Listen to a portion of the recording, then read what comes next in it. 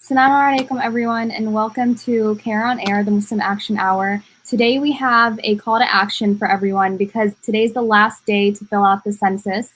So that's why we have our Director of Government Affairs with us, Robert McCaw, to talk to us about that and the importance of filling out the census and what exactly you can do. We're also going to be showing a PSA about registering to vote. So we'll bring that in right after. Robert, do you want to talk to us a little bit about the census? Yeah, I'm excited that we still have 1 day left in the census, not excited that we were supposed to have the rest of the month. So what happened was 2 days ago, the Supreme Court ruled in Donald Trump administration's favor. The Trump administration wanted to end the census 1 month early, so-called because they need more time to process all the numbers and make sure they can deliver their report to Congress. Civil rights advocates, people in the know and in the community, we viewed this as an attack where they're trying to limit the final count of the census so that minority communities, impacted communities, undocumented communities have less time to fill out the census and be counted. And part of that is an end game because they want to provide less federal resources, less federal tax dollars to really important programs like WIC and SNAP and building roads in communities, and also for where all the other billions of federal dollars go to in aiding local communities based on their state population sizes, not just counting U.S. citizens, but everyone that resides in those cities, counties, and towns. The other reason the Trump administration is trying to limit participation in the census is because they want to keep voting districts the size they are and where they are, because if it's seen that minority communities are growing, there's going to be more voting districts in minority communities. And right now, just demographically, that doesn't favor who turns out to vote for the Republican Party. So what is this all about right now?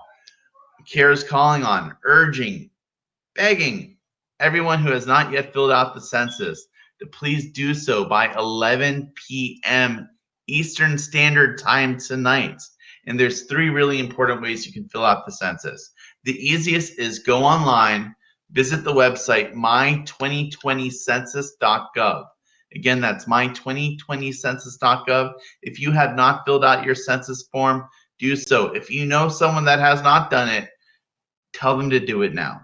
The census is in multiple languages. So hopefully anyone that is not a primary English speaker, one of the 12 languages that it isn't available for, they should be able to do it. You can also do it by phone. You can call the number 844-330-2020. Again, that phone number is 844-30. I'm sorry. Oh, geez, I messed up. 844-330-2020.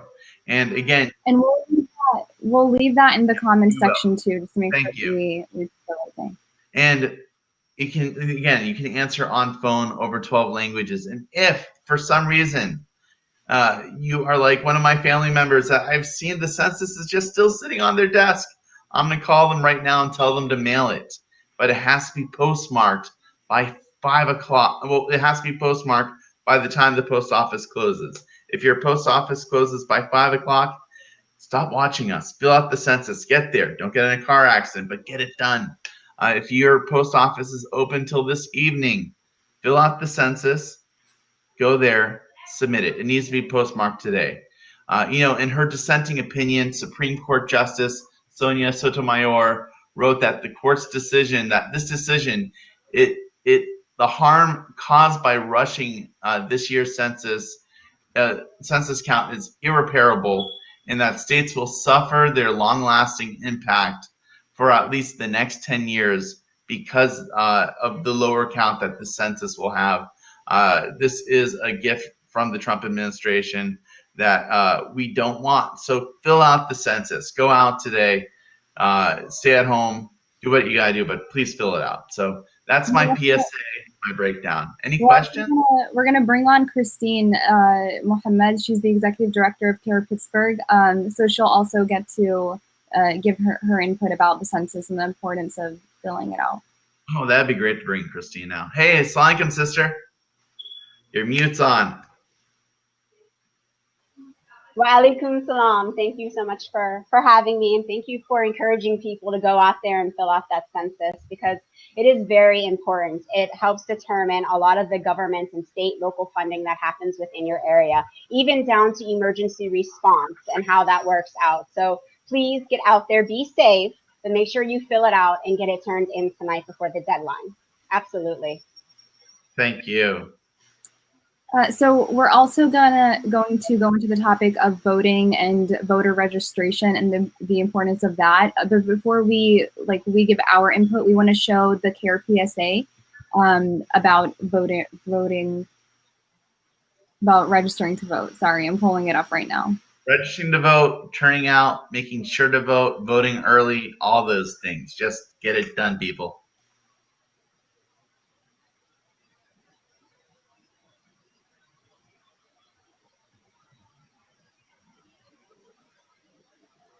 And let me know if you can't hear it. Let me know so I can reshare. But it should be working right now. All right.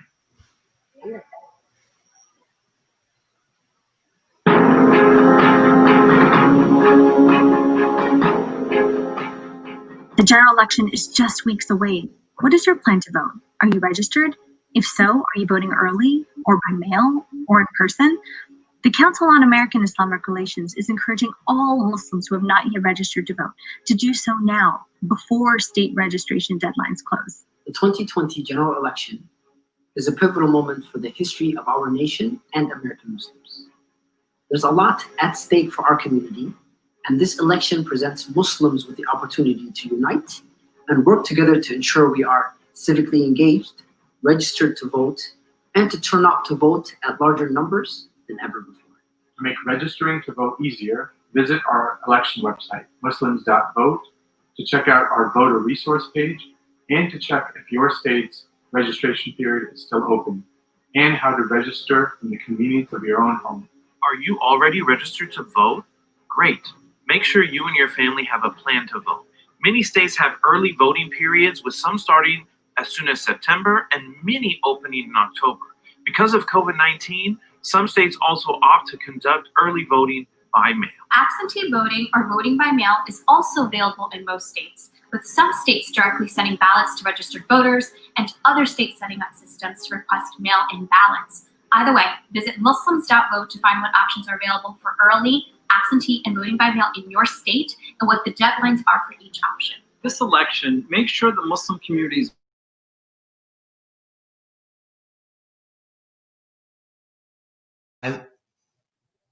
So I'm really excited about that video. I know we're finalizing it today, and hopefully we're setting out into the wild tomorrow. When you do see it, make sure to share it, just because we want to make sure the entire Muslim community is getting out the vote. And I know a lot of Muslims are excited. Sister Christine, did you see our recent election poll? Yes, I've been looking into it, and I'm excited for this year's election. I do hope everybody remembers to just make sure they make that plan to get out to that vote, right? And so that's what I'm talking about. About 92% of registered Muslim voters that are already registered, said they plan to vote. Now, that's a really high number. I think a lot of people are very wishful, but they don't actually make that plan. So the actual number that always turns out is much lower than what our survey would show. It's more than wishful thinking. It's just they didn't make the plan. So it's so important that people actually make a plan to vote. My wife and I are going to brave it. We're going to go on election day. We like going in there. We like showing the little Muslim family unit going and voting. We like shooting a video for Facebook or something, urging people that they haven't done it to go do it. But if in your state right now it's early voting, what's stopping you? Yeah, we're actually going to the polls too ourselves, because I have 2 new voters in my family. My husband was recently a citizen of the United States of America, and my son turned 18. So it's been a real journey watching them make their plans. And just to remember, like first-time voters in the state of Pennsylvania, make sure you have a plan and you know what ID you're going to take with you on that first time voting. Very important. You know what? My wife actually just became a citizen 2 years ago, so this is going to be the first election she votes in as well. And so we have that same kind of buzz. It's really, she already voted in the midterm. I think I know how she voted, not really sure, but I do know she's definitely turning out for this election. And you know, our little one's gonna hang out in the car with his grandparents, but we're just excited to go in there and you know just be a part of history. And I just think it's so important that we get out as a community, because if we're not voting, all the election analytics go down. They know if Muslims turned it out to vote. Our issues as a community, our priorities, they're just not taken seriously by candidates if they win an election and they saw that Muslims in their backyard didn't turn up to vote. They don't have to worry about us the next election. We didn't turn out. So we always find that members of Congress, where they have high voting constituents, they're always backing things like the No Ban Act, because they heard from their Muslim constituents that that's what they want them to do, and they know they turn out and vote. So it's always really important. There's a lot of election news going on right now. What's happening in Pittsburgh? What's some of the biggest races out there? Well, in Pittsburgh right now, a lot of people are taking their ballots down to the county elections office. So I've been helping people through our community and our masjids go ahead and check their status online. Very important for that. And then making sure that if they are going down to the county elections, that they know exactly where to go, helping people with polling places. There's a lot of buzz in our community. It seems like people are excited to go ahead and get out there and vote. But like you said before, it's most important that they have that plan and to make sure that they follow through with it.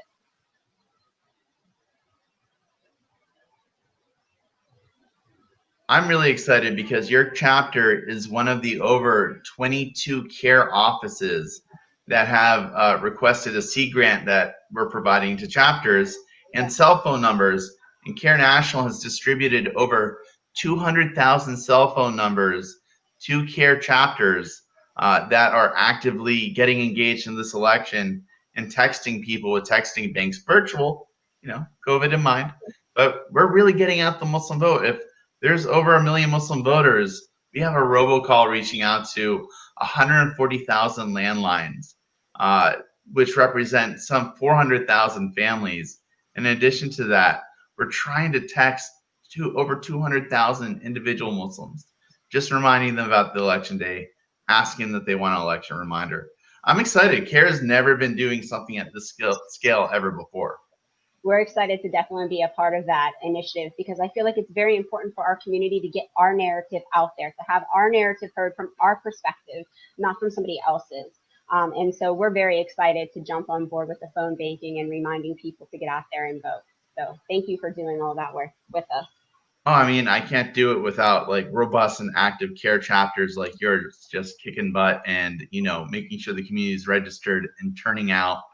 And this has just been a wild election. And you know, really pivot for a second. Did you watch the first presidential debate? What did you think of that? I thought it was a convoluted mess, if I have to be honest. I felt like there were no answers. It was just a back and forth little match of words. And I felt like the American people lost out on that. And I feel like people who are first-time voters, like some members in my family, for them, it was like it's their first time being engaged in this process, and they're excited and they have questions and they want to hear the answers.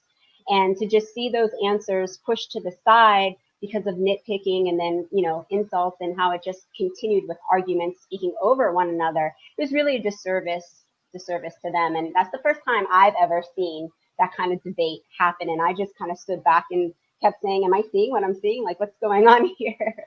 But yeah, it was definitely different. Yeah, you are not alone. We had a pre-election survey of Muslim voters. We asked how many Muslims were turning out to vote. We asked them who they favor more, Biden or Trump, for this election as their presidential candidate.